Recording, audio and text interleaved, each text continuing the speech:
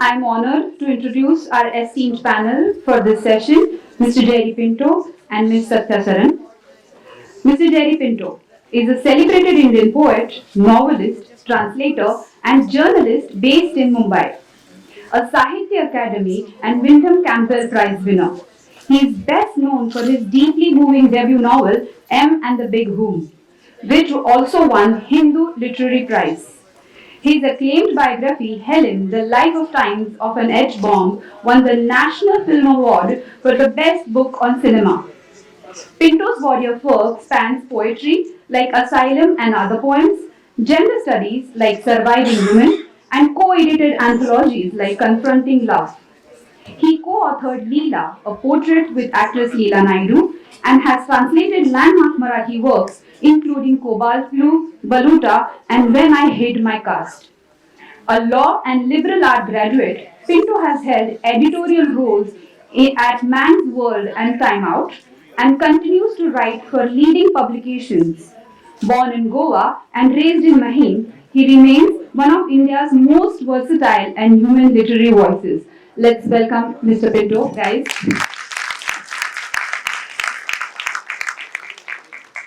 Now let me introduce our next honorable speaker, Ms. Sathya Saran. She is most well known for her 12-year tenure as editor of Femina, where she shaped the magazine's voice and influence. A prolific author, she has written across genres from short movies in the dark side to acclaimed biographies such as 10 Years with Guru Dutt, Sun Mere Bandhure on S.D. Burman, and Baat Niklegi To Fir on Jagjit Singh, and Breath of Gold on Hariprasad Chaurasia. Her biography of Ritu Nanda, Being Ritu, adds to her rich portfolio. Venturing into translation, Sathya has translated Gulzar's poetry collections, Caged and Gulzar Saab by Yatindra Mishra. She currently serves as consulting editor at Penguin Random House and teaches fashion journalism at NIFT. Her storytelling talent extends to screenwriting with the TV serial Kashmakash exploring marital issues. She also co-created a documentary on land record computerization for the Madhya Pradesh government. Sathya contributes regularly as India correspondent for Miss Magazine USA and writes column for the New Indian Express and Hindu Business Line. Let's give a round of applause to Ms. Sathya Saran. Welcome, ma'am. And now it's time to introduce our moderator of this session, Dr. Suhas Kulkarni. One of the most trusted and respected pediatrician force behind Chiranjeevi Hospital since 1989.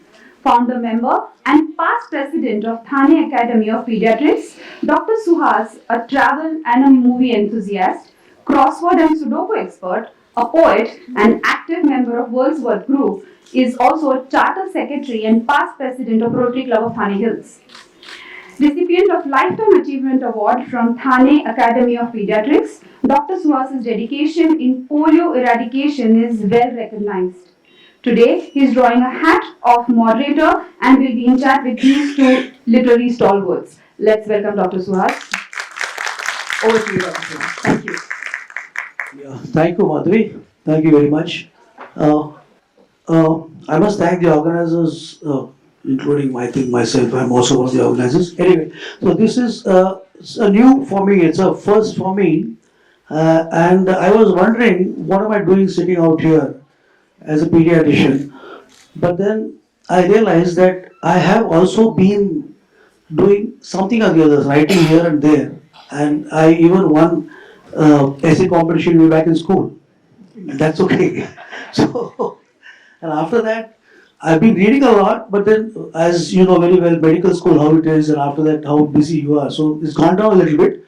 Still, one of the best things about being a moderator for a session like this is that I got to read a lot of books by both Sathya and Jerry, if not at least skim through some of them. So, it has given me a lot of insight into the way these two write. There is a lot of difference, at the same time a lot of commonality in how they write. I loved it, and I also in fact went through some of the, I saw some of the serials, I mean the episodes of Murder in Mahim, and today we'll be talking a little bit about all these things. So I think we'll start with Sathya. Tell us something about Gulzar's Angur. I think that must have been a real experience because the movie is one which I've maybe seen countless number of times, but I've always fallen off the couch laughing whenever they're there. So you could tell us something about your experience writing about it, about the making of Angur. Well, can you hear me? Not yet. Audio. I'll just do this. On है क्या? इसको निकाल दो, ये दे दो. No, we'll just. Okay, now you can hear me. Okay, Angur. I love the movie, but I came to know that they were doing a box set of three movies, and it was Ijazat, Andhi, and Angur. And they came to me with Angur, not sour grapes. They said, you have to do Angur. I said, no, I want to do Ijazat. It's a love story. I want to write about that. They said, that's already given. So the sour grapes came to me.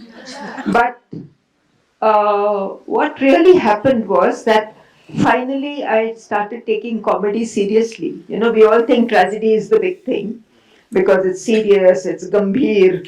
You know? But I watched the movie a couple of times, and then I realized there were so many layers in that comedy, and the transformation of the comedy of errors into Angur. That and then I used everything I'd learned in my literature lessons to make it into a book, because how much can you write about a film? So I think it was a great learning experience for me.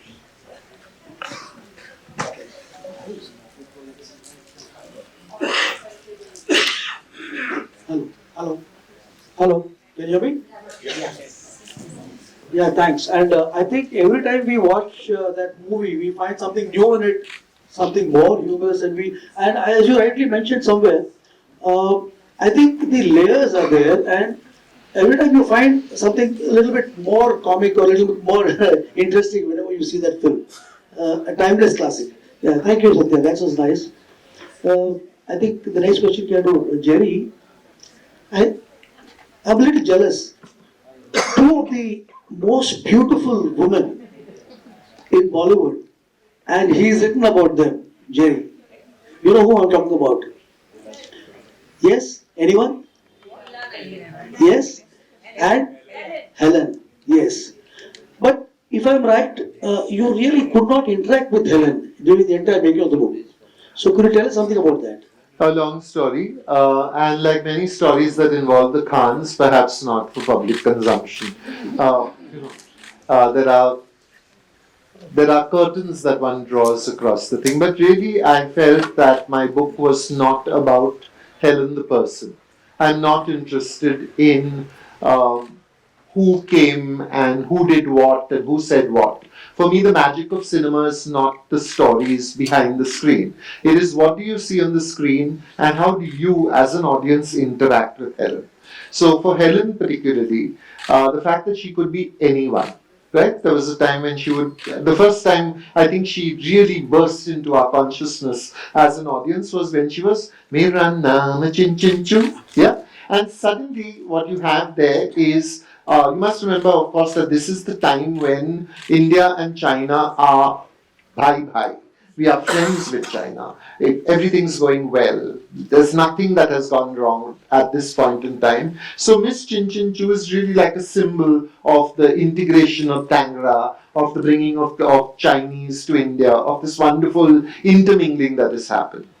It is to Helen's credit that despite the fact that our relationship with China has soured since then, geopolitically, we are still very fond of the song because I think what Helen represented was not just look at me dance, which is how young women these days dance. They dance as a way of saying, look at me, how beautifully I can do this. Helen danced in a way that suggested we all should be dancing. All of us should be dancing. Her face, her body, the way she expressed herself, looked out at you and said, this is an invitation to pleasure. This is an invitation to your body in you. And which is why I think there was so much, because of that wonderful smile that she had on her face, as opposed to the mood of discontentment, the kind of sexual challenge that item girls generally exude. Helen was telling you, don't take this seriously. My body is moving in a hugely erotic way, but my face is still saying to you, this is about the pleasure we can all find in the body as dance. And that was what interested me. How is it that in a patriarchal film industry like Bollywood, where take Rakhi and Amitabh Bachchan for instance, right? Rakhi is Amitabh Bachchan's elder sister in Reshma or Shera, where Sunil Dutt makes the magnificent mistake of making Amitabh Bachchan Goonga and Behra, so that he loses his voice. And all we have is a glowering presence in the background. She then becomes his heroine, and she's his heroine in the largest number of films. Zurmana, Bemisal, Mukaddar Ka Sikandar, you name it, they've got this. And then suddenly she's his mother in Shakti. Like she's moved on, she has to be an old lady now. But Amitabh can still be 35 and young. But Helen reverses this. Helen appears first in the Kapoor family, where she whizzes up to Raj Kapoor, and he in terror says, "Uima," and runs away. Which is a very good representation, I think, of the Indian man's response to a blatant and happy sexual woman. Okay?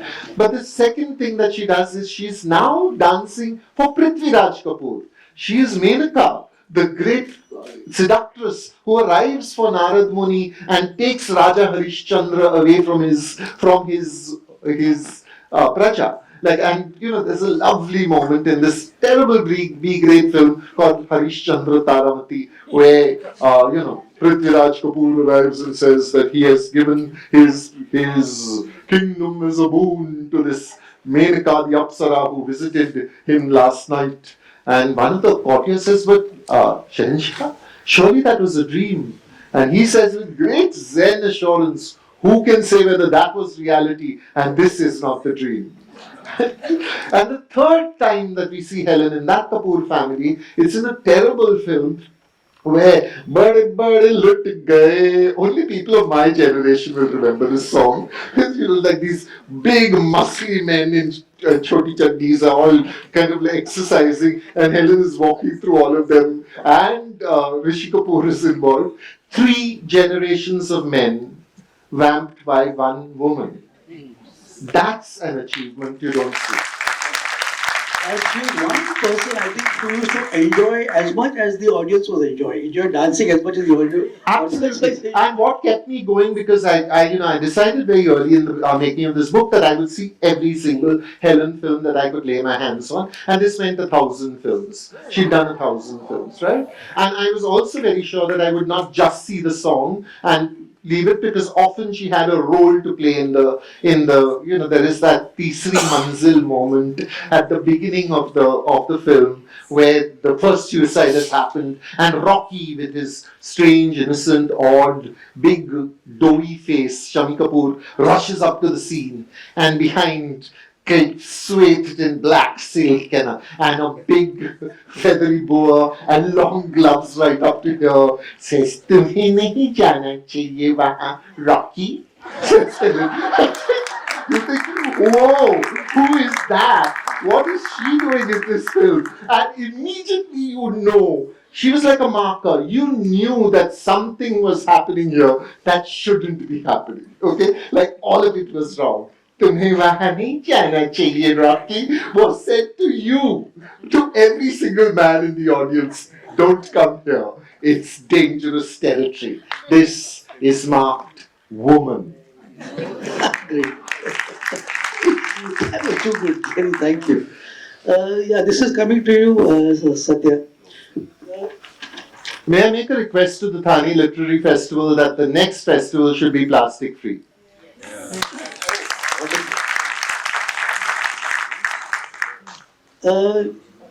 You mentioned your book on Gurudat. That's one book that I have read almost completely.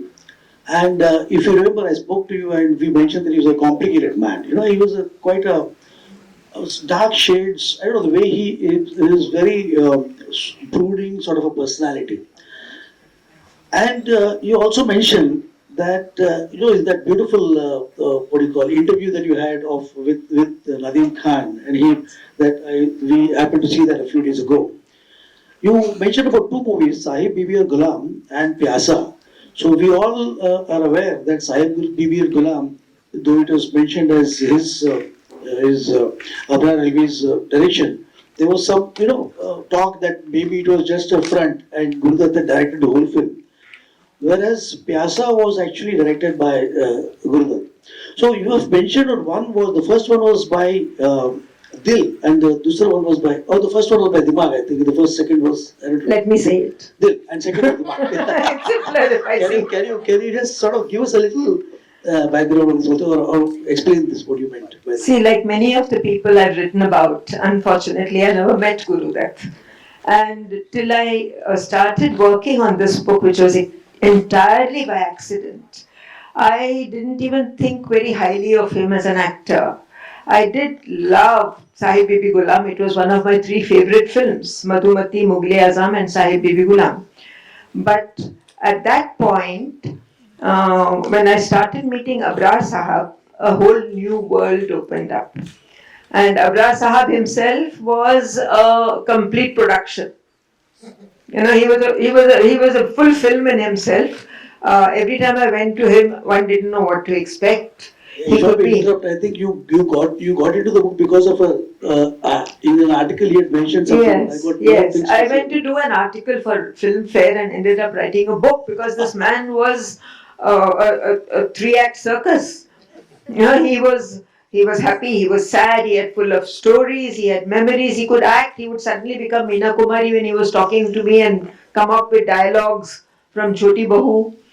So I realized as I went along, it took me 2 years to write that book. Every Saturday I would leave the Times of India, take a bus. I drove once and said never again. So I took a bus, take the train to Andheri, take a bus to Millat Nagar, and then take a bus back to Andheri, and then take the bus home to Bhandup. So it was really, really love, sweat and tears, right? But as I went along, I realized that this man, Abrar Sahab, had a lot in him. And very, very different from what Guru Dutt was. And the Guru Dutt he was showing me was full of heart, was emotional. And then when I started, I watched all the films at least twice. Some of them more often, if I couldn't understand something or wanted to highlight something. And I realized when he told me, he showed me a letter from Guru Dutt which said, "You are the author of this film. Acha hua to tumhara hai, bura hua to tumhara hai." Right? So when I started studying the two films, I realized that if you look at Pyasa, Kagaz Ke Phool, even the other earlier films, they are all made from the heart. Because Guru Dutt was spontaneous.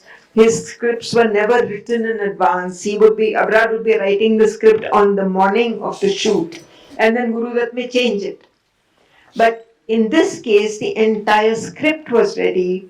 It had been recorded in all the voices in Abrar's voice. He was the woman, he was the man, he was the child, he was everybody. He was Mukri, he was Choti Bahu, and he had done a great job of it. But so when you look at it, you realize that film has been made from the brain. There's logic in it, there's every step of the way. And that I think is the biggest way of justifying what Abrar Sahab said, that this film was directed by him. I think Meena Kumari was brilliant in that film. I saw Yes. She was just too good. Fabulous. Yeah, Jerry, we can come back to you. I was talking about Murder in Mahim. Any of you who have not yet seen that serial, because is a series. No, see it. I saw a couple of episodes and I was quite intrigued because it's got the best stars in it. And there's some good people in it. My question to you, Jerry, is what made you write this film? I know the events, of course, but still something for the audience. Wow. And did you ever dream that it will be made into a series? I don't ever, when I was growing up, we grew up in a book-soaked environment. I have always only wanted, without even knowing it, without even being daring to say it, I only wanted to write books. When the book comes out, there is no one happier. I'm just delighted. I'm full of the book, and I'm even slightly surprised that there is this book was in me and it's out here now, and someone has published it. And I'm very delighted when someone has read my book, because you've taken your most valuable resource, the one resource that you cannot replace. You have given me your time. You have given me your attention. That is so valuable and so precious to me. So I'm really honored by anybody reading my book, because the reader makes it the book. It's not the writer who makes it a book. It's just a word artifact. Sathya and I will both tell you that if it's like, if Breath of Gold is here on the table, it's a word artifact. Chirudeep Chaudhary picks it up and starts reading, and then it becomes a book. The book is in the interaction between all three of us, right? These are extensions, it's nice that it becomes a film, but it's never part of my thought. And if you start by, I think, if you start by writing a book, thinking about it being a screenplay, you write a certain kind of book. It is the kind of book that leaves you feeling like you have eaten a very small salad. And it's your stomach is not filled with it literally. Because what is a book if not an investigation into the way people think and feel and are? We are allowed to say, she was thinking, I cannot be this way, I cannot think this way, I wish I was someone else. No actor can do that. It cannot be acted out. It cannot be made into cinema. Any film that is made on a book can use about 15% of the book max. If it uses more of the book, it becomes a bad film. Films that have been very, very faithful to the book have been routinely bad films. And films that are completely unfaithful to the book become really good films. Now, which writer wants to have a very good film made on a book and 15% taken off it and 85% someone else's nonsense and rubbish? Like, what have they added and what do they feel like adding? So, for me, Murder in Mahim becoming a film or a whatever OTT platform thing is my freedom, because I got money for it and I can now sit comfortably and write my next book. That's what I wanted. I came to know that Yesterday at an NCPA, Gulzar Sahab was talking about various things, and he was asked, why is it that you stop making films? He says, "Kyunki I want to write. Literature is my love." And he says, when you write a book, you own it. It's your thoughts. It's your spirit out there among those pages, especially if it's poetry. But if I'm making a film, there are many others, however talented they are, and I agree they are extremely talented, but it's no longer your work. You are only part of it, a director or an actor or the writer. And you don't know what happens. You may write something and they will cut it off on the editing table, or the actor will be dropped completely. So he says, this is why I stopped making films. So I think you have a very good point there.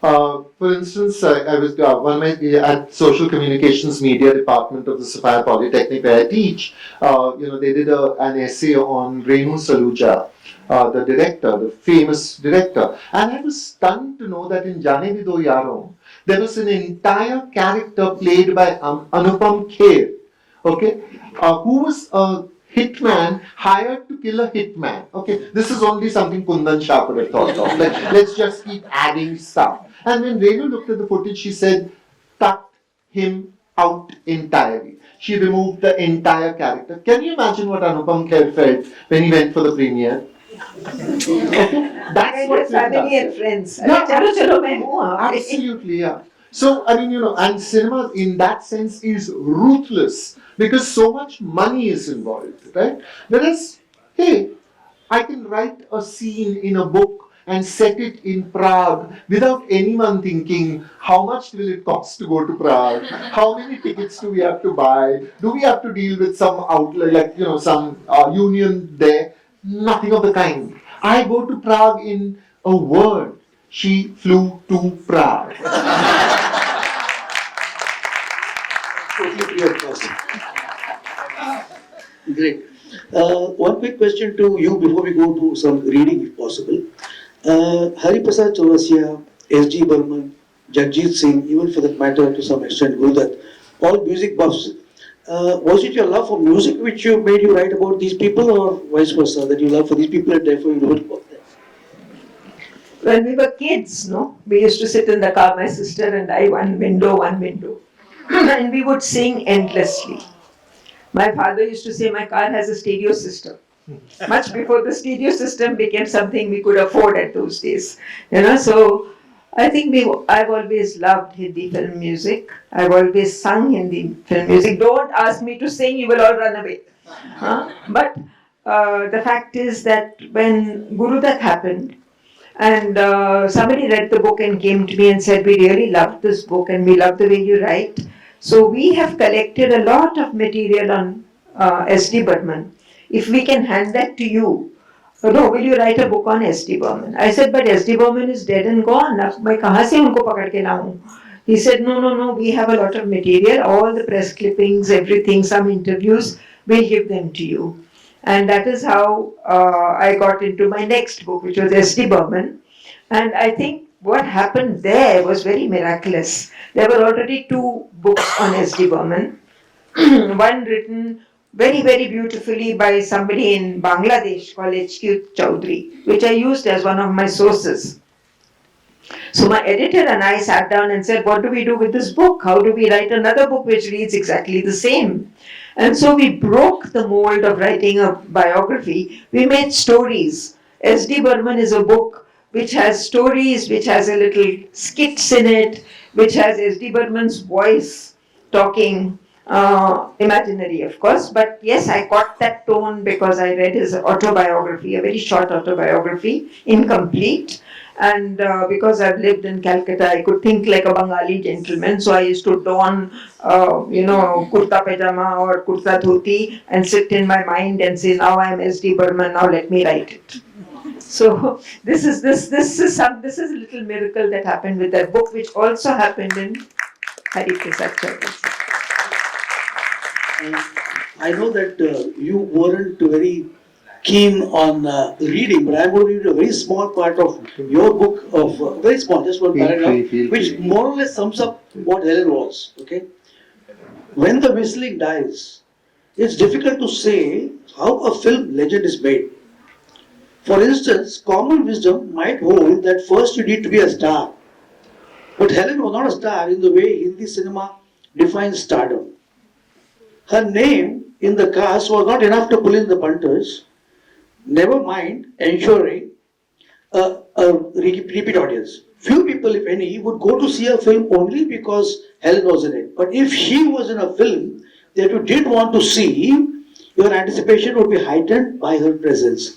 I think that sort of sums up the kind of charisma that Helen had. And for someone to remain 3 decades as a dancer and regale the audiences, I think that was something fantastic. Yeah. And generally you will see that at the end of a dancer's career, they are doing their worst work. I mean, generally it's kind of like they're being careful. And look at the end of Helen's career. Okay, by 1975, she's in Sholay, and she's doing Mehbooba, right?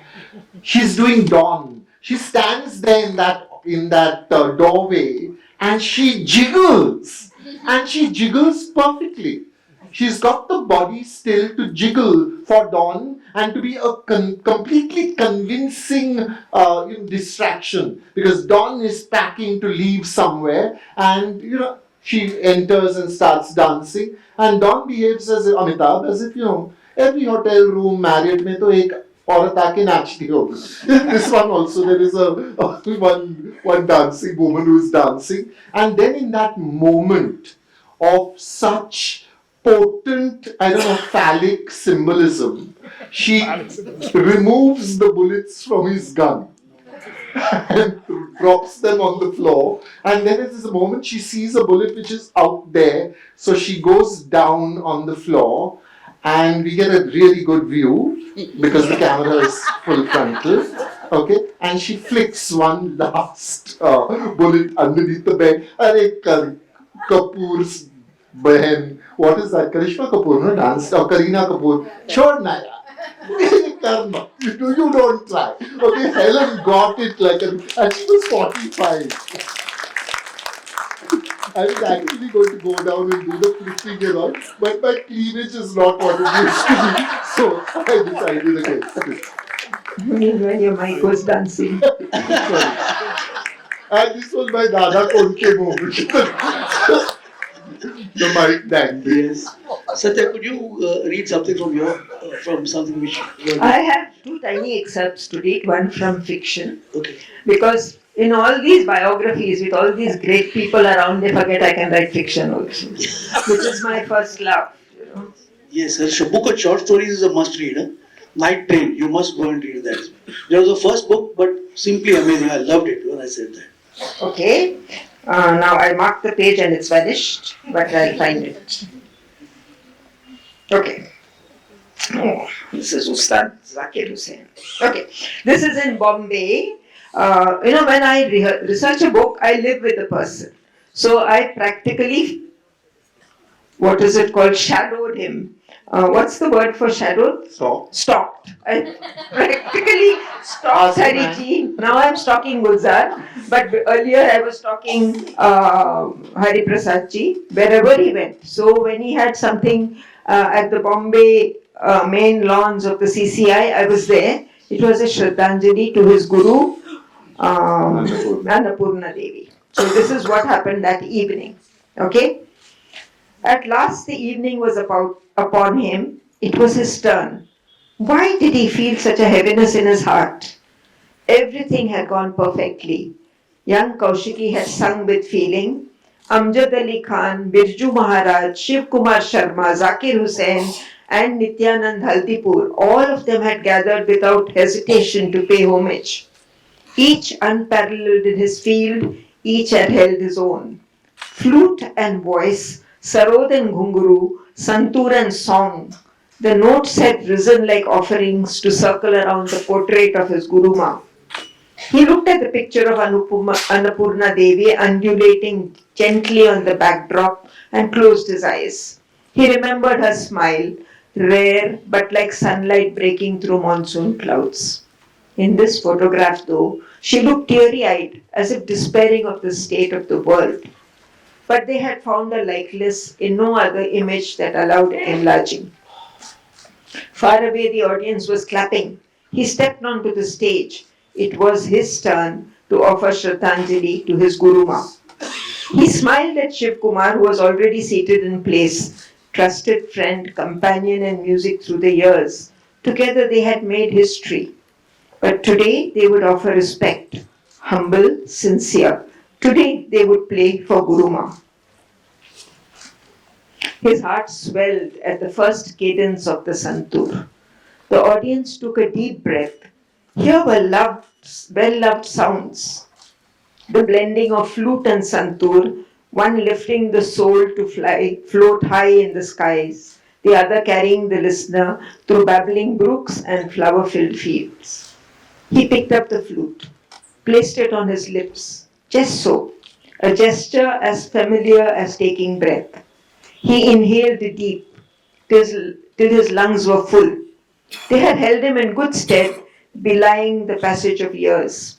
He could hold his own on the flute hour after hour, never flagging, letting his breath transform into music, enchanting and unique.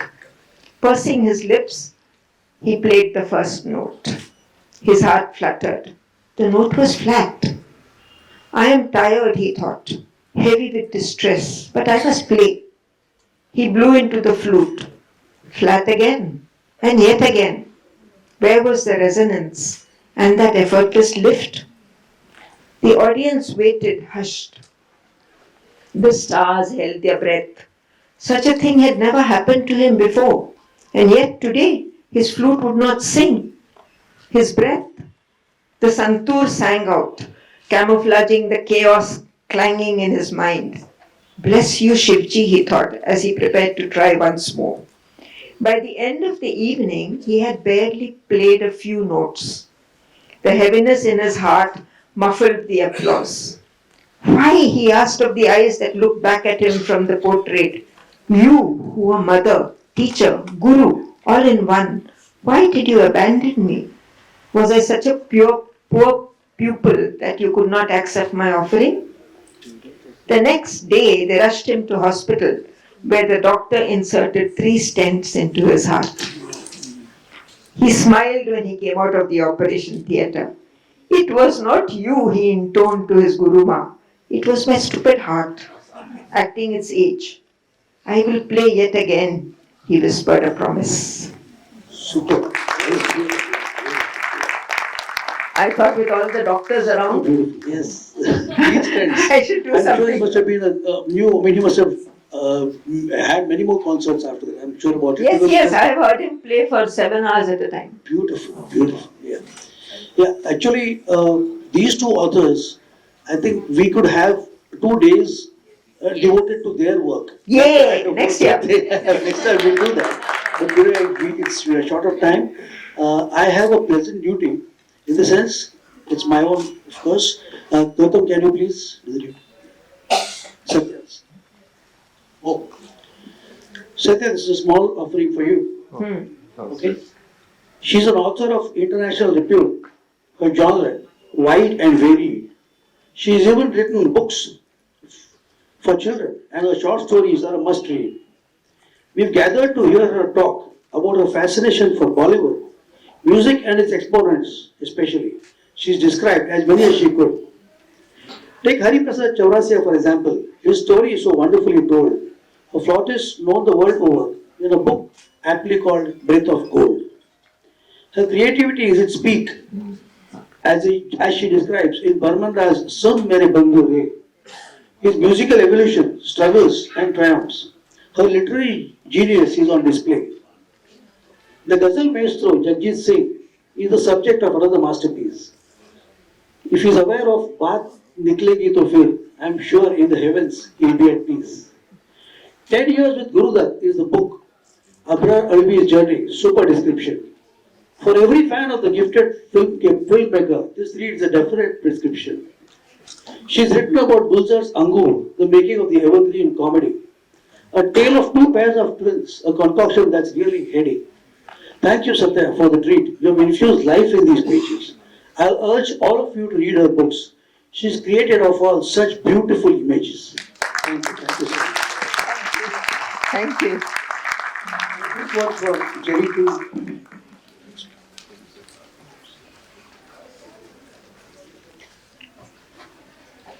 I'm sorry for the 2 minutes of fame that I'm trying for.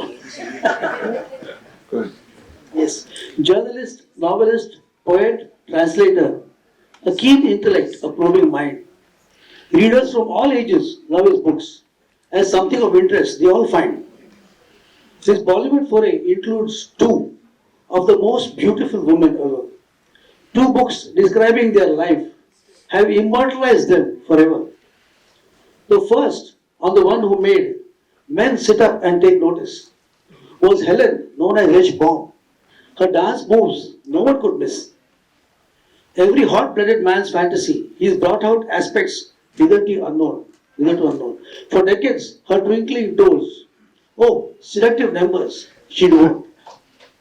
In Leela, A Patchwork Life, a book about an ageless beauty, she's related many experiences. She's even been on government duty.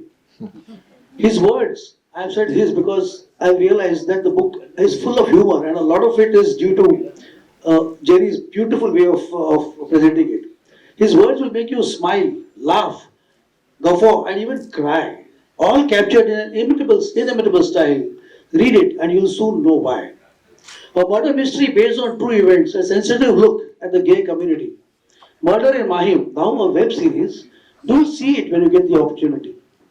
Many thanks, dear Jerry, for the engrossing read. For Bollywood buffs, your work has surely addressed a great need. Thank you so much. Thank you. Thank you everyone. I'm presenting this, can you take a please picture? Over? One to Jerry. Oh, thank you. Yeah. Thank you.